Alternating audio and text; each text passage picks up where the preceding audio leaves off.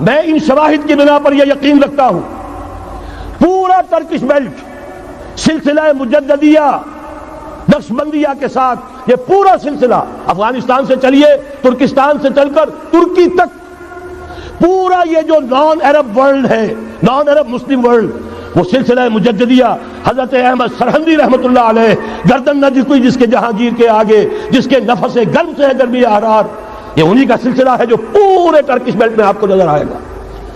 پھر شاہ ولی اللہ جیسا مفکر. بہرحال یہ تمام شواہد ہیں اور میرے لیے تو سب سے بڑے شواہد جو ہے اب وہ احادیث دیکھیے جو حضور نے بیان فرمائی. جب یہ مارکا گرم ہوگا ایک حدیث ہے حضور فرماتے ہیں ابن ماجہ کی روایت ہے حضرت عبداللہ ابن حارث رضی اللہ تعالی عنہ سے یخرج ناس من المشرق یؤتون للمہدی یعنی سلطان ہی. جب اس عالم عرب میں دیکھیے ایک بات میں عرض کر چکا ہوں بڑی تلخ بات ہے عالم عرب ہمارا بہتر حصہ ہے افضل حصہ ہے ان کو اللہ نے فضیلت ہم سے بہت زیادہ دی ہے. سب سے بڑی فضیلت کہ محمد خود صلی اللہ علیہ وسلم عرب تھے یہ رتبہ بلند ملا جس کو مل گیا. پھر مستقل فضیلت اللہ کا کلام ان کی زبان میں موجود ہے مادری زبان. لہذا اگر انہوں نے کوتاہی کی انہوں نے پیٹھ دکھائی بہت بڑے مجرم ہیں اس میں کوئی شک نہیں.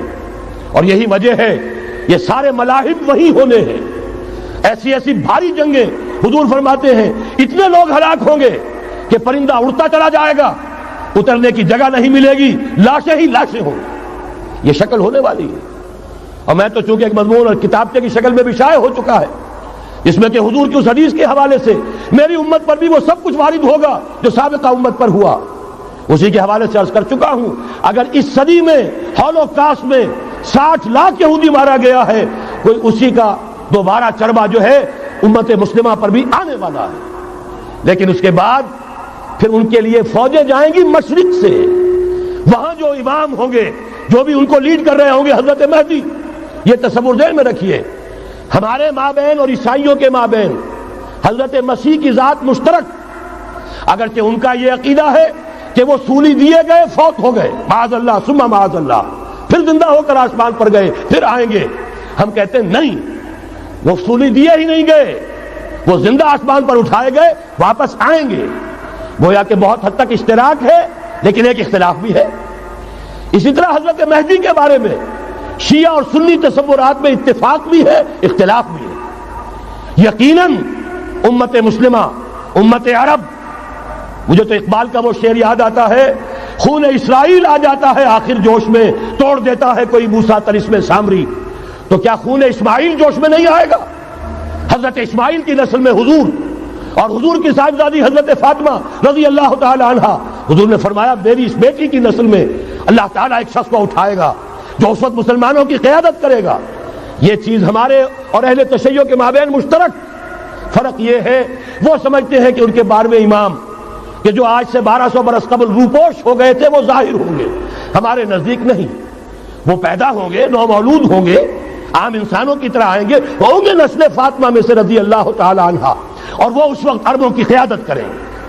خون اسماعیل آ جائے گا آخر جوش میں اور کوئی حضرت مہدی وہ آئیں گے اور اٹھیں گے اور قیادت کریں گے دجال سے مقابلہ کریں گے اور اس ملاحم کے اندر قیادت فرمائیں گے.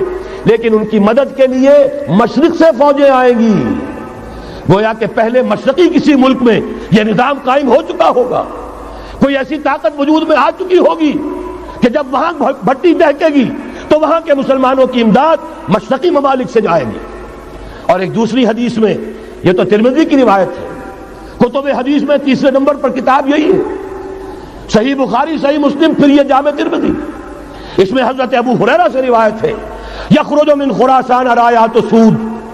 خراسان میں بتا چکا ہوں حضور کے زمانے کا خراسان افغانستان کچھ حصہ پاکستان کا کچھ روسی ترکستان کی آزاد ریاستیں جو ابھی ہوئی ہیں تھوڑا سا حصہ ایران کا یہ خراسان بزرگ یہ اولڈ گریٹر خراسان. یہاں سے فوجیں چلیں گی سیاہ علم برآمد ہوں گے اور کوئی طاقت انہیں روک نہ سکے گی ان کا منہ پھیر نہ سکے گی یہاں تک کہ وہ ایلیا حضور کے زمانے میں یروشلم کا نام تھا یہاں تک کہ ایلیا میں جا کر نصب ہو جائے. گویا کہ یہ جو ہمارے ہاتھ سے نکلا ہے قبضے سے پہلے بھی عربوں کے ہاتھوں سے نکلا تھا بیت المقدس یروشلم، عرب واپس نہیں لے سکے تھے۔ کرد خون صلاح الدین ایوبی اس نے واپس لیا، عربوں میں دم نہیں رہا تھا، عیاشیوں کی وجہ سے کھوکھلے ہو چکے تھے۔ میں تجھ کو بتاتا ہوں تقدیر امم کیا ہے، شمشیر و ثنا اول، طاؤس و رباب آخر۔ یہی وجہ ہے کہ تقریباً 20 صدی کے بعد ان کی حکومت ختم۔ آشمارا حق بود گر خون بارت بر زمین بر زوال ملک مستعصم امیر المومنین۔ یہ ہوا کہ نہیں ہوا؟ جبکہ آئے ہیں تاتاری ہورس، اور جنہوں نے کہ آخری خلیفہ بنو عباس اسے محل میں سے نکالا، ایک کھال کے اندر لپیٹ کر اور اپنے گھوڑوں کے سوؤں تلے کچل دیا۔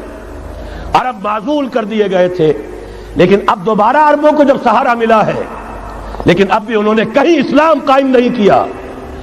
کوئی روس کا غلام رہا، کوئی امریکہ کا غلام رہا، کسی نے اس کا ساتھ دیا، کسی نے اس کا ساتھ دیا۔ تہذیب ہے تو مغربی، تمدن ہے تو مغربی، وضع میں تم ہو نصارہ تو تمدن میں ہنود۔ یہ مسلمان ہیں جنہیں دیکھ کے شرمائے یہود۔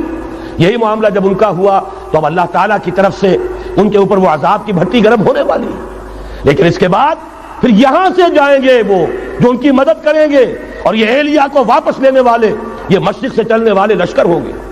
یہ 2 حدیثیں ابھی سن لیجئے، اور تیسری حدیث یہ ہے، حضور نے فرمایا، یہ سنن نسائی کی روایت ہے، قال رسول اللہ صلی اللہ علیہ وسلم عصابتان من امتی احوذهم اللہ من النار احرزهم اللہ من النار۔ میری امت کے 2 لشکر ایسے ہوں گے جنہیں اللہ نے آگ سے نجات دے دی ہے، پہلے ہی سے ڈکلیئرڈ ہے۔ عصابت تغزو الہند، ایک لشکر کے جو ہند پر حملہ آور ہوگا، وعصابت تکون مع عیسیٰ ابن مریم علیہ السلام، اور دوسرا لشکر وہ ہے جو حضرت عیسیٰ کے ساتھ جا کر اور ان کے ساتھ مل کر یہودیوں کے خلاف جنگ کرے گا۔